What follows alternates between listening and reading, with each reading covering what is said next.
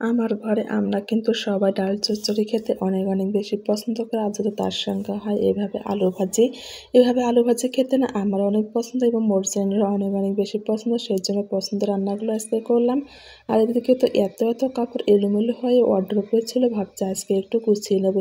Hello everyone, আসসালামু আলাইকুম। এই তো সন্ধ্যার পর কিন্তু আপনাদের হয়ে কিছুটা পরিমাণ সবজি বাজার নিয়ে এসেছিল। রমজান মাস কিন্তু আমি কিন্তু সবজি বাজারটা একটু কমিয়ে আনতে বলতেছি, তারপরে তো খেতে হবে। এই তো কিছু টুকিটাকি সবজি বাজার নিয়ে এসেছে। আর এখানে কিন্তু লেবু নিয়ে এসেছে। কিছুদিন ধরে কিন্তু আমার ঘরে লেবু ছিল না। ভাবছি যেহেতু রমজান মাস, লেবুর তো অনেক বেশি প্রয়োজন, আর সেই জন্য কিন্তু আপনাদের ভাইয়াকে বলেছিলাম। আর আপনাদের ভাইয়া কিন্তু লেবু নিয়ে এসেছে। আর কিছুটা ফুলকপিও নিয়ে এসেছে। ফুলকপি তো আমি বরাবর অনেক অনেক বেশি পছন্দ করি। আর এই তো ফুলকপি নিয়ে এসেছে। ফুলকপি না আমার কাছে মাছ দিয়ে খেতে অনেক অনেক বেশি ভালো লাগে।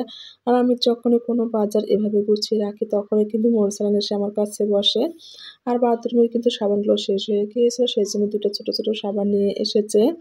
আর কিছুদিন পর কিন্তু ধনিয়াপাতা একেবারে পাওয়া যাবে না, সেজন্য কিন্তু বেশ কিছুটা ধনিয়াপাতাও নিয়ে এসেছে। এগুলো এখন আমি সুন্দর করে কেটে ধুয়ে ফ্রিজে রেখে দেবো, এতে আমার অনেকদিন চলে যাবে। এই তো আমার সামান্য কিছু টুকিটাকি সবজি বাজার। আমার কাছে মনে হয় বাজার করার চেয়ে বাজার গুছিয়ে রাখা না অনেক অনেক বেশি কষ্ট। এখন আমি কিন্তু এগুলো সমস্ত কিছু গুছিয়ে ফ্রিজে রেখে দেবো এবং ধনিয়া পাতাগুলো সুন্দর করে কেটে ধুয়ে তারপর ফ্রিজে কিন্তু রেখে দেবো। এতে আমার অনেকদিন চলে যাবে। এই তো এক এক করে কিন্তু আমি মরিচগুলো সুন্দর করে বোঁটাগুলো ছাড়িয়ে নিয়েছি। এখন ফ্রিজে রেখে দেবো। রোজা মাস কিন্তু একেবারে ভালো লাগে না। রোজা থেকে কাজ করতে অনেক বেশি খারাপ লাগে। তারপরেও তো নিজেদের কাজগুলো অবশ্যই করতে হবে। এই কাজগুলো যদি আমি আজকেই করে না রাখি তাহলে কিন্তু কালকে অনেকটাই নষ্ট হয়ে যাবে। সেজন্য আমি ধনেপাতাগুলো একটু পানিতে ভিজিয়ে রাখলাম। এরপর কিন্তু পানিগুলো ঝরিয়ে নিয়ে ফ্রিজে রেখে দেবো। আর ওয়ারড্রোবে আমার কিন্তু কাপড়গুলো এত বেশি এলোমেলো হয়েছিল, কয়েকদিন ধরে ভাবছি গুছিয়ে নেব। কিন্তু সেটা আর সময় হয়ে উঠছে না। ভাবছি আজকে গুছিয়ে রেখে দেব। এই 3 পিসগুলো কিন্তু আমার অনেক অনেক আগের 3 পিস। আমি আজকে এগুলো সবগুলো একসঙ্গে তাও করে রাখার কারণ এই 3 পিসগুলো কিন্তু আমার একটাও হয় না। সেজন্য ভাবছি এগুলো আলাদা করে রেখে দেবো। যখন ফিট হবে তখন এগুলো বাইর করা যাবে। এই তো আগের সব 3 পিসগুলো আমি কিন্তু এক এক করে গুছিয়ে নিচ্ছিলাম। এই কাপড়গুলো না আমার অনেক পছন্দের। কিন্তু কি আর করব, এখন তো হয় না। সেজন্য ভাবছি কি নষ্ট করে তো দরকার নেই। এগুলো গুছিয়ে রেখে দেবো। ভবিষ্যতে কখনো যদি হয় কাজে লাগা যাবে। এই তো কাপড়-চোপড় সমস্ত গুছিয়ে রেখে দিলাম।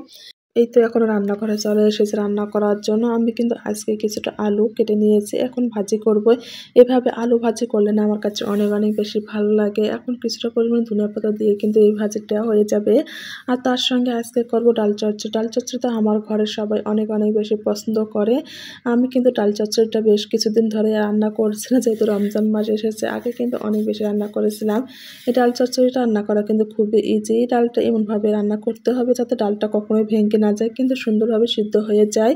এখন তো আমি কিছুটা পরিমাণে ধনেপাতাও দিয়ে দিলাম। এই ডাল চচ্চড়ি খেতে আমার হাসব্যান্ড, বাচ্চা, আমি ৩ জন আমরা কিন্তু অনেক অনেক বেশি পছন্দ করি।